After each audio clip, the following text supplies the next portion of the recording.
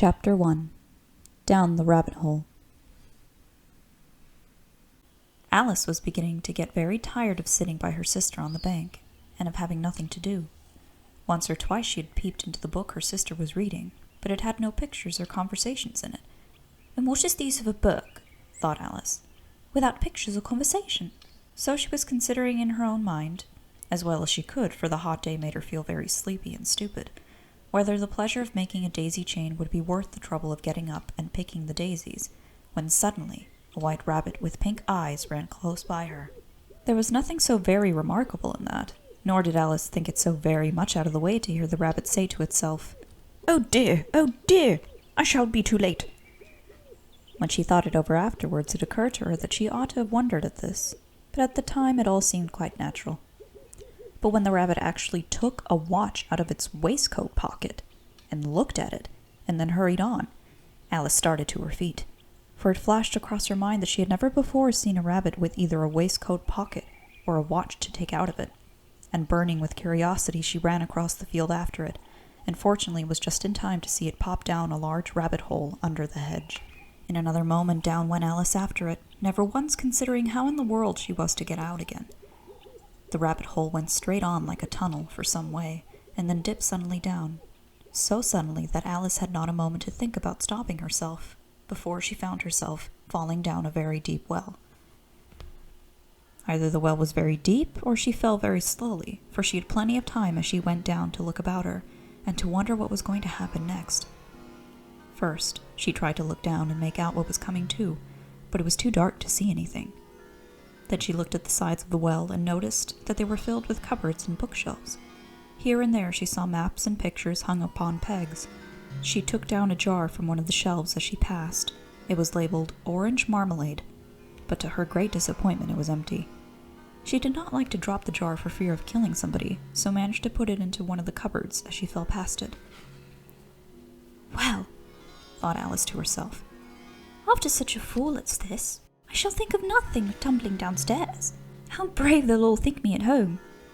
Why, I wouldn't say anything about it, even if I fell off the top of the house." Which was very likely true. Down, down, down. Would the fall never come to an end? "I wonder how many miles I've fallen by this time," she said aloud. "I must be getting somewhere near the center of the earth. Let me see. That would be 4,000 miles down, I think." For, you see, Alice had learnt several things of this sort in her lessons in the schoolroom, and though this was not a very good opportunity for showing off her knowledge, as there was no one to listen to her, still it was good practice to say it over. "Yes, that's about the right distance. But then I wonder what latitude or longitude I've got to." Alice had no idea what latitude was, or longitude either, but thought they were nice grand words to say. Presently she began again. "I wonder if I shall fall right through the earth. How funny it'll seem to come out among the people that walk with their heads downwards. The antipathies, I think." She was rather glad there was no one listening this time, as it didn't sound at all the right word. "But I shall have to ask them what the name of the country is, you know. Please, Ma'am, is this New Zealand or Australia?" And she tried to curtsy as she spoke. Fancy curtsying as you're falling through the air. Do you think you could manage it? "What an ignorant little girl she'll think of me. No, I'll never do to ask. Perhaps I shall see it written up somewhere." Down, down, down. There was nothing else to do, so Alice soon began talking again. "Dinah'll miss me very much tonight, I should think." Dinah was the cat. "I hope they'll remember her saucer of milk at tea time. Dinah, my dear, I wish you were down here with me. There are no mice in the air, I'm afraid, but you might catch a bat, and that's very like a mouse, you know. But do cats eat bats, I wonder?" And here Alice began to get rather sleepy, and went on saying to herself, in a dreamy sort of way, "Do cats eat bats? Do cats eat bats?" And sometimes, "Do bats eat cats?" For, you see, as she couldn't answer either question, it didn't much matter which way she put it. She felt that she was dozing off, and had just begun to dream that she was walking hand in hand with Dinah, and saying to her very earnestly, "Now, Dinah, tell me the truth. Did you ever eat a bat?" When suddenly, thump, thump, down she came upon a heap of dry leaves, and the fall was over.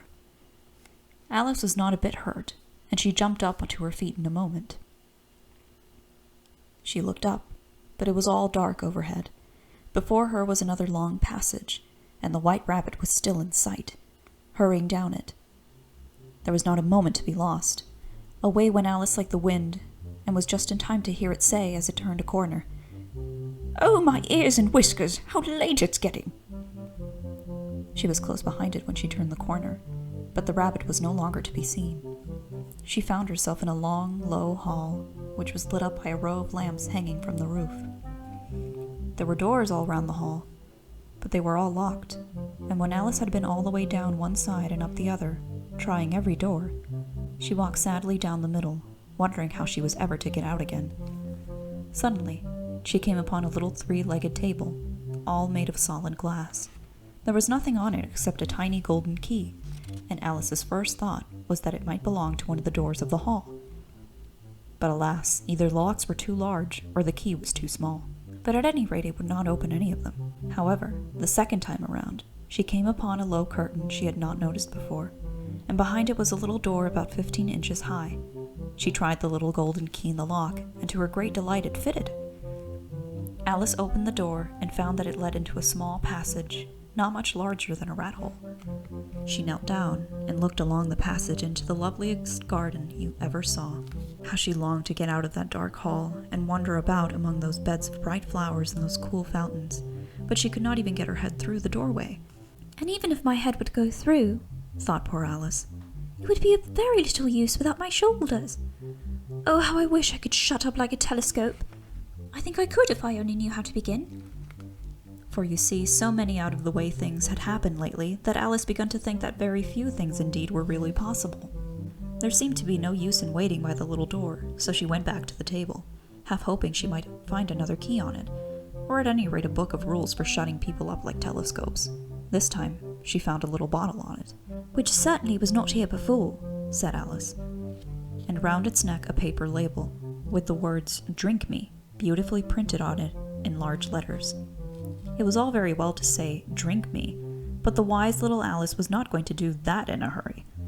"No, I'll look first," she said, "and see whether it's marked poison or not." For she had read several nice little histories about children who had gone burnt, and eaten up by wild beasts, and many other unpleasant things, all because they would not remember the simple rules their friends had taught them, such as that a red-hot poker will burn you if you hold it too long, and that if you cut your finger very deeply with a knife, it usually bleeds. And she had never forgotten that, if you drink much from a bottle marked poison, it is almost certain to disagree with you sooner or later. However, this bottle was not marked poison, so Alice ventured to taste it, and finding it very nice.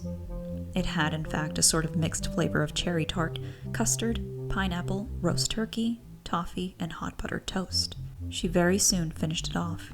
"What a curious feeling," said Alice. "I must be shutting up like a telescope." And so it was indeed. She was now only 10 inches high, and her face brightened up at the thought that she was now the right size for going through the little door into that lovely garden. First, however, she waited for a few minutes to see if she was going to shrink any further. She felt a little nervous about this. "For it might end, you know," said Alice to herself, "in my going out altogether, like a candle. I wonder what I should be like then." And she tried to fancy what the flame of a candle is like after it is blown out, for she could not remember ever having seen such a thing. After a while, finding that nothing more happened, she decided on going into the garden at once. But alas for poor Alice! When she got to the door, she found she had forgotten the little golden key, and when she went back to the table for it, she found she could not possibly reach it. She could see it quite plainly through the glass, and she tried her best to climb up on one of the table legs, but it was too slippery, and when she had tired herself out of trying, the poor little thing sat down and cried. "Come, there's no use crying like that," said Alice to herself, rather sharply. "I advise you to leave off this minute." She generally gave herself very good advice, though very seldom followed it, and sometimes she scolded herself so severely as to bring tears into her eyes. Oh, poor Alice. And once she remembered trying to box her own ears for having cheated herself in a game of croquet she was playing against herself, for this curious child was very fond of pretending to beat two people. "But it's no use now," thought poor Alice, "to pretend to be two people. Why, there's hardly enough of me to make one respectable person. Poor Alice. Soon, her eye fell on a little glass box that was lying under the table. She opened it and found in it a very small cake, on which the words, "Eat me," were beautifully marked in currants. "Well, I'll eat it," said Alice, "and if it makes me larger, I can reach the key. And if it makes me smaller, I can creep under the door. So either way I'll get into the garden, and I don't care which happens. And if it makes me larger, I can reach the key. And if it makes me smaller, I can creep under the door. So either way I'll get into the garden, and I don't care which happens." She ate a little bit, and said anxiously to herself, "Which way?" holding her hand on the top of her head to feel which way it was growing, and she was quite surprised to find that she remained the same size. To be sure, this generally happens when one eats cake, but Alice had got so much into the way of expecting nothing but out-of-the-way things to happen that it seemed quite dull and stupid for life to go on the common way. So she set to work and very soon finished off the cake.